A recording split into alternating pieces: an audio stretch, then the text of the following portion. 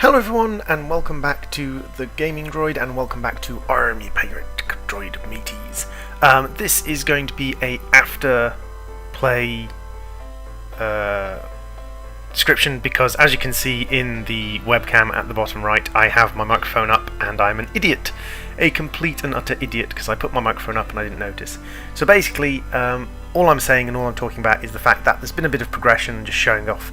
I've added some vines and I've done some seed farming, and as you can see my seeds have gone up to 10 10 10, which is the highest level, and this is my setup for seeds later on. I'm making some purple, some orange, and some white seed or some white lilacs. I'm making some celery and some leek, I think I'm making celery and leek there. I've cleared out the islands and kind of sorted a lot of things out. I've made myself a bookshelf and a potion shelf just to keep my potions and my books tidy for now. I've made myself a cast chest to keep my casts in, which is just a pattern chest that I've put underneath the smeltery. Sorted out my wood and my cobblestone, and there's a few quests that I want to get on with and show you guys a few things. But the main thing is backpacks. I want to, I upgrade my hoe up to a hoe capable of mining rubber wood because I want to start working on some machinery. And it'd be nice to work on some machinery reasonably soon, so I upgrade my hoe so that I can cut down some rubber wood to get some plastic and work on some more advanced machinery, mine factory machinery. But also I wanted to expand my backpack, and there's a few mods that allow you to expand your backpack, but for the most part the mods that allow you to expand your backpack aren't great. There is the Bagginses that I've made already, but they are locked to certain mod packs and certain types of mineral or types of material based on their colour.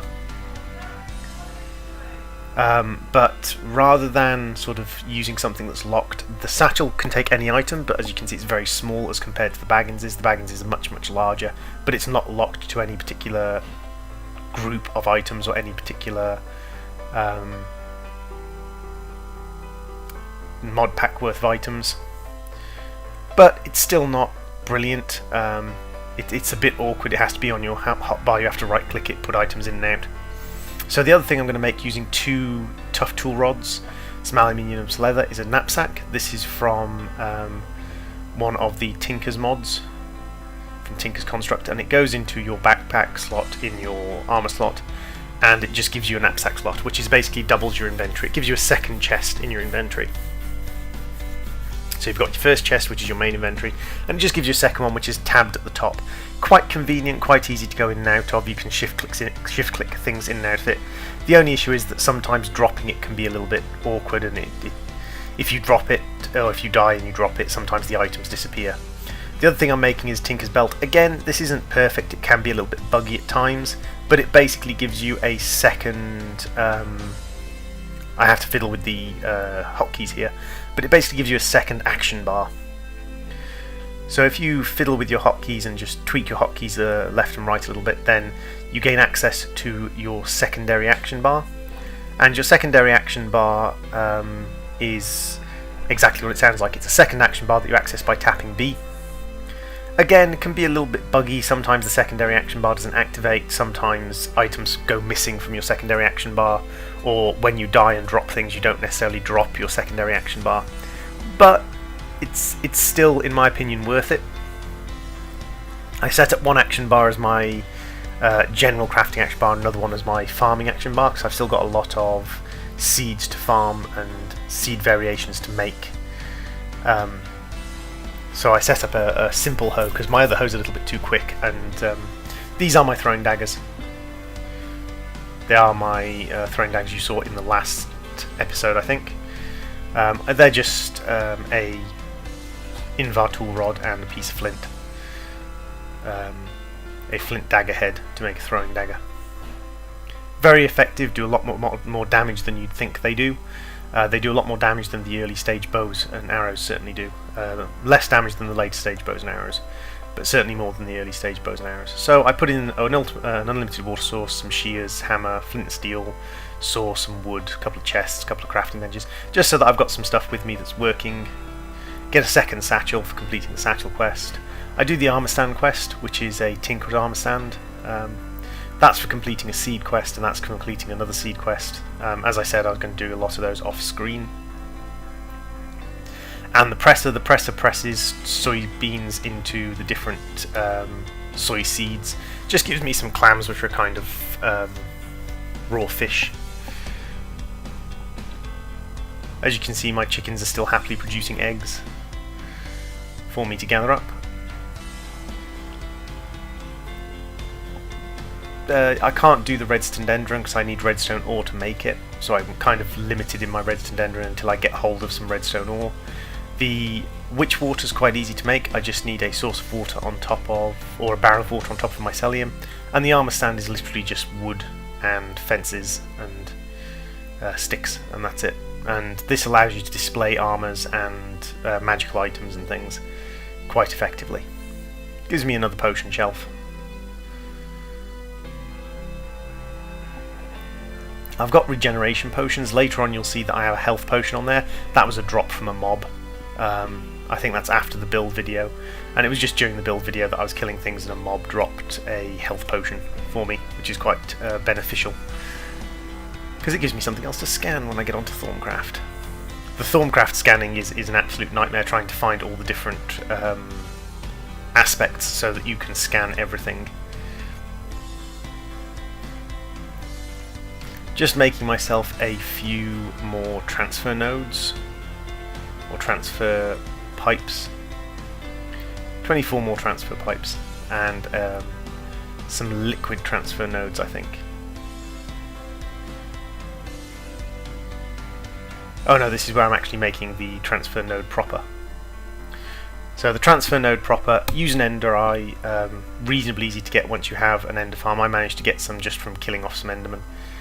And this combined with a world upgrade, which is what I'm going to be making now, which is an iron pickaxe, 4 iron and 4 lapis. This makes a huge difference to your cobblestone collection. So right now I either have to stand and click on top of a machine, which I think I'll show you on my way there, or I have to mine it myself. And this is the kind of massive limitation that I have. So right now, this machine here, I'll show you how it works. It's the stone miner. You put a pickaxe in it, and then you hold down shift and left click, and you can take out cobblestone. And it's reasonably efficient. It uses up your pickaxe, and you have to sit there and do it. But this one, and I fiddle around with this a little bit because I haven't used one of these for a while. I put that in the wrong slot. That's actually the draw out slot, and it's trying to find somewhere to put it. So I can't remember why it's not working. The upgrade slots are actually the bar along the bottom, so I had a bit of a derp moment here. But eventually I figure out what I'm doing, and I put the upgrade in the right slot, and basically this thing just sucks cobblestone out by the 100. And then I set it up so the cobblestone is travelling automatically to my ship, which is something I quite like to have. I like to have a nice constant supply of cobblestone so I can produce lava, I can grind it up, I can sieve things. And later on I'll have quite a large automatic grinding system set up, which I'll show you in another episode. It will be introduced later on, so that as I'm doing other things, as I'm doing builds, as I'm doing crop farming, because crop farming can't really be automated because you have to pick the seeds and then plant the seeds again and pick new seeds, and so it's hard to automate that to level up your crops. But the sieving of gravel, the sieving of sand, and the sieving of dust to get hold of ores is actually a quite easy thing to do. So there we go, it's now working, and you can see that it's just ticking up cobblestone really quickly. It's roughly sort of 1 cobblestone every half a second or so, or perhaps a cobblestone a second. Some long range sniping with my throwing daggers. But for the meantime, the cobblestone will just sit and tick up there. Later on it will reappear in my barrel collection of my ship, and I'll just use my transfer pipes to pipe it across en masse. when I set up my automated system, you'll see me using the chest builder to build another chest, so that my auto packager, which combines things into 3x3 or 2x2 blocks, will be more effective.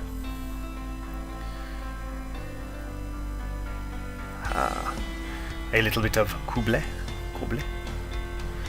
and we're headed up with the cobble onto the top deck, because I'm going to go and start setting up my monster spawner, because the transfer pipes are very, very efficient, but you need, really, if you're not going to waste hundreds of redstone, you really do need to get hold of some ender pearls. And ender pearls are useful for a lot of things as well. You need them to make enderium as well. So I start setting up my mob spawner, which means blocking up the windows and taking out the floor and taking out different bits and pieces of Savoury Castle, so that I have an effective mob spawner set up. So I have grabbed hold of Savoury Castle, I've attached it to my ship, and now it's mine, so I'm going to take it apart and I'm going to make it work for what I need it to work for. And in this case, I need it to work as a place for me to capture some mobs, to farm up some mob materials, so some ender pearls, some gunpowder, some zombie flesh, some zombie brains. And I just put together a little bit of an experiment with kind of like, I'm thinking about having 2 floors to increase my spawning space, but then I realised that that's probably not going to work because the monsters aren't going to come downstairs very easily.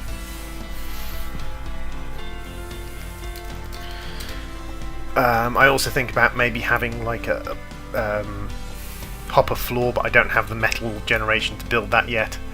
So I just kind of work away and have a look at what I want to put together.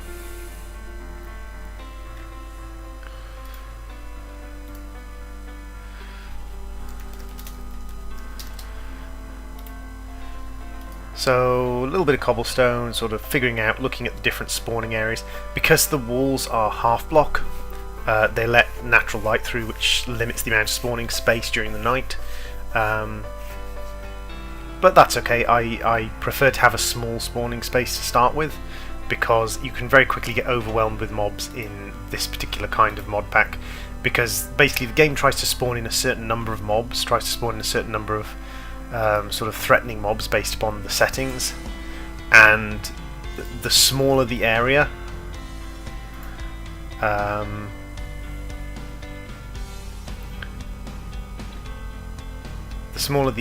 the more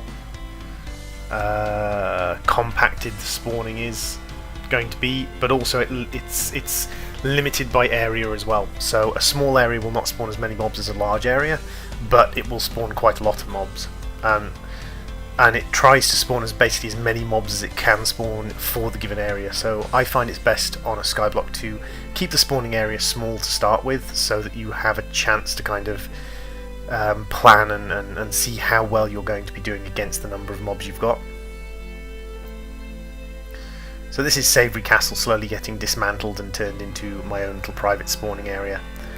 I make the mistake that one of the torches inside Savoury Castle, because the walls allow light through, is actually allowing light through to one of the blocks outside, so something spawns outside later on, which is a little bit of a annoyance, but oh well, these things happen. As you can see, nice little spawning area. The yellow areas are areas where mobs can spawn during the night, and red areas are where mobs can spawn during the day. You access this on mod packs that have it enabled by hitting F7, and it just gives you a list of where things can and can't spawn, which can be very, very useful at times. Other than that, to be honest, there's not really a huge amount to say about what I'm setting up. Like, I've got my mycelium, I'll set up my witch water, a barrel, or a couple of barrels on top of mycelium, and some witch water or some water to turn into witch water. Later on, I do a small automated system that I don't show on camera, which is literally just a liquid transfer pipe and a liquid node, transfer node, and a wooden water tank that has like 720 buckets of water in it, and just churns out buckets of water into the barrel and then gets sucked down into a drum to store the witch water. So that's the end of this particular short, and we will get on to building a new area in the next video. Thanks for watching guys, and I'll see you again next time.